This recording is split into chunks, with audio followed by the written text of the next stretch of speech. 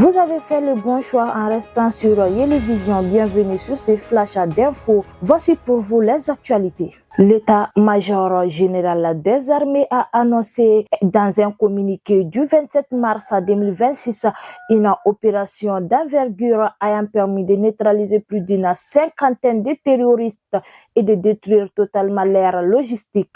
Le chef d'état-major général a assuré la population sur la détermination des forces armées maliennes, FAMA, sécuriser les personnes et leurs biens sur l'ensemble du territoire national. Dans la nuit du 24 au 25 mars, un important convoi de centaines de blindés de nouvelle génération est arrivé à Bamako en provenance de la Guinée.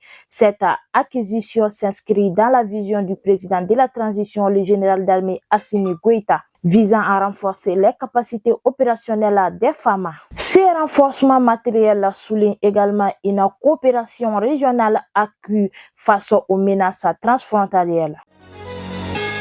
Le processus de retrait de l'Alliance des États du Sahel, AES, de la Communauté économique des États de l'Afrique de l'Ouest, CEDEAO, est consommé malgré les diplomates guinéens. Lassana Kouyaté a été nommé négociateur en chef pour conduire les discussions avec le Burkina, le Mali et le Niger dans l'objectif de rapprocher les positions.